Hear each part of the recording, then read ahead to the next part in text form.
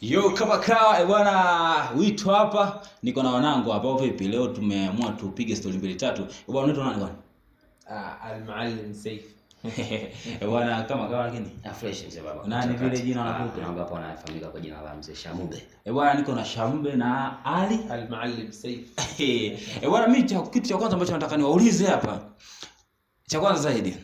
Hapa umekuja South Africa vipi? Ni kitu gani ambacho unaweza kumshauri mtu ambaye yuko Bongo anataka kuja maisha haya hapa au vipi? Wewe ni kitu gani ambacho unampa kama zawadi bure au vipi? Akifanyia kazi kabla hajafika hapa. Cha kwanza moja kwa moja cha kwanza inabidi awe mwenyewe kwanza azingatie professionalism yake. It means kwamba nikisema professionalism yake kwamba namaanisha vipi? Ana ujuzi, sababu ujuzi kokote pale huko alipo na hata hapa, sababu kule kwenye jua kali kule au si mimi nakuelewa unaelewa. Unaweza ukaona ujuzi na nini lakini kutokana haupo kwenye channel sawa, usiweze kwa survive vizuri. Lakini otherwise kama utakuja hapa utafanya formula zako na ujuzi ni wote, kama ujuzi wa fani wa kutumia akili au sio, kama ni ujuzi wa kutumia nguvu, it means kwa mikono umeona, kama unajua kuendesha gari, una leseni yako nzuri, umeona bwana, ni IT mzuri, fresh unasurvive vizuri, anafanya maisha wangu kabisa. Bwana tumemsikiza mwanangu hapa na tunataka tumgeukie mwamba Shamube. Bwana Shamube, wewe kitu ambacho unampa mtu ambaye anatamani kuja maisha hapa, unampa nini kama zawadi kabla hajafika hapa? Kwa sababu una experience, unajua nini umepitia na nini unawishi, kama kabla hujaja hapa kuja nacho, yani ungekuja nacho kama idea yoyote ya biashara kama nini. Wewe unasema nini kuhusu watu ambao wanatamani kuja? Kwanza hilo niseme asante sana kwa kunipa chance kwanza kuzungumzia hilo. Mimi niseme kwanza, cha kwanza ni kujiamini kwenye maisha. Hicho ndicho ninachoamini mimi katika imani ya moyo wangu mimi. Au si? Kwamba kujiamini ndio kitu kikubwa sana cha kwanza. Yaani kwanza ukitaka kufanya jambo usiogope kwa lolote lile. Aje kwa kujiamini au na confidence ya kutosha. Una confidence kwa lilo unalolifanya, kwamba nisifanye najaribu, nafanya nataka nifanye. Lakini mimi ninachoamini kwamba wengi waliojiamini kupitiliza pasipo kutumia maarifa, wengi waliishia pabaya ujue. Hapana zamani, naomba nitoe neno hapo. Ujue mtu akisema kujiamini kwanza sometimes kwamba inakuwa kwanza ni hulka ya mtu. Kuna watu automatic wao ni watu kujiamini.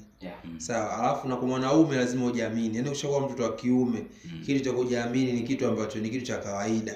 Yaani kitu ambacho ni cha lazima. Ni nature ya mwanaume kujiamini. Alafu pia na masuala sio kutumia maarifa, sio kutumia nini, ndio unakuja sasa. Wewe kama wewe, je, unalisha ubongo wako kuwa na maarifa? Kwa sababu unajua kuna watu wengine sio kama anasema vibaya. Kwa watu wengine maarifa hawana. Ujue sijui, lakini kama ndio niko sahihi kitu fulani labda. Yaani si kama niko sahihi. Unaweza kuwa na akili lakini usiwe na maarifa. Ndio yeye anakuambia akili nyingi uondoa maarifa. Samahani kidogo. Hivi maarifa yapo tofauti, yani kwamba mimi na maarifa ya kitu fulani naweza nikakifanya au maarifa ni vipi? Hebu elezea. Mimi hapo sababu hapo sasa tutaashia na watu wengine. Na kwa sababu kila mtu ana maelezo yake. Sababu mimi nitakavyoelezea maarifa na mwingine anaona vingine. Yaani sio kama mimi kwamba nitakuwa niko sahihi, hapana. Kwanza naanza kujicorrect mimi mwenyewe. Sio kwamba ni definition sahihi ya maarifa, hapana. Kwamba maarifa labda unamkuta mtu mwingine ana wigo mpana na uwezo mpana wa kuona, wa kuona mbali. Wa kuona mbali kivipi? Kwa kutumia maarifa yake. Mfano anaweza akafanya jambo fulani, akafanya ubunifu. Akaongeza creativity ya kitu fulani. Hayo ni maarifa kwa kutumia akili yake. Kiswahili cha siku hizi wanasema kujiongeza.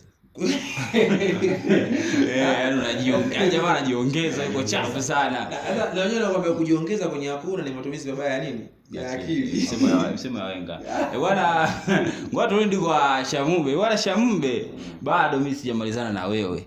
Ni nini haswa ambacho unampa Mtanzania ambaye anataka kuja South Africa leo hii aje na nini? Cha kwanza nitaja na nilisema ni mtu wa kwanza kabisa anapotaka kuja South Africa, kwanza nitakiwa awe na select ya kwake binafsi. Asipewe select na mtu mwingine. Nikamsha nini, yani achague mwenyewe.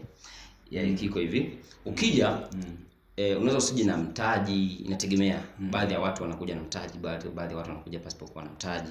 Baadhi ya watu wanakuja na akili, mwingine anakuja na pasipokuwa na kutumia akili. Kwa hiyo ukija kutafuta maisha kwenye nchi kama hizi za watu au nchi yote ile, inabidi cha kwanza ujitoe wewe kama wewe, kwamba mimi ninaenda kutafuta maisha, na maana chochote nitafanya ili mradi iwe ni riziki inayoingia katika maisha yangu.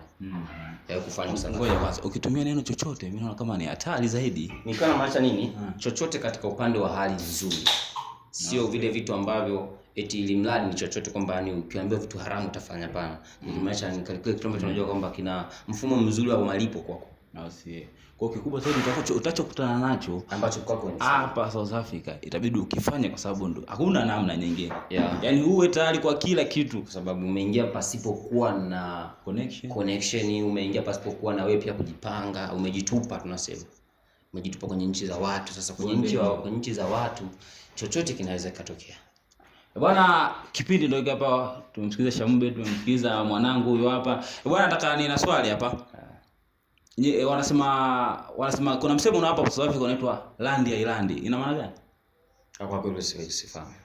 Baba, land ya Irandi. Land ya Irandi mimi bado mtu kujaribu. Sio kushinda. Land ya Irandi. Kwamba rand si hela inatumika huko. Kwamba pesa haizunguki. Bwana, land ya Irandi, tukutane kwenye comment ambaye anajua maana land ya Irandi, ila kwa mimi binafsi mimi mwenyewe nishajaribu sana kuumiza kichwa kinashindwa. Bwana, land ya Irandi pesa haipatikani. Kwa kweli mimi hapo sijui. Mimi najiongeza pesa haipatikani. Land ya Irandi. Mimi naweza nikatasiri kwamba land iondoke. Irandi iondoke. Kwa sababu wanasemaga kuna kipindi hicho msemo unatoka. Wanasemaga kulikuwa nani rais hapa nani wa kwanza Mandela. Alisemaje? Alisema Watanzania msiwafukuze kwa sababu wao nyinyi si mna watoto wazuri wa kaladi nini. Hao Watanzania hawaondoki na kitu, kila kitu watakiacha hapa.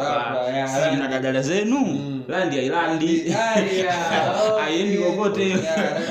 Kwamba chochote kilichopo hapa ndipo hapa. Bwana samahani, mimi bwana nataka nitoe pongezi kwa Mandela. Yaani mimi bwana ni mtu dogo wa history sana. Nimefuatilia history na hii wataninukuu watu wote. Yaani Kiafrika. Kiafrika katika marais wale wa kwanza. Yaani hakuna rais bora katika maisha yangu ambaye sije kumuona wa kwanza. Yaani hapa nasema katika wale marais wa kwanza katika Afrika zote. Yaani hakuna rais ambaye alishaye kutokea duniani Afrika kama Mandela. Hakuna. Usitake kuelezea. Kama unataka nielezee, mimi naelezea. Ngoja kwanza.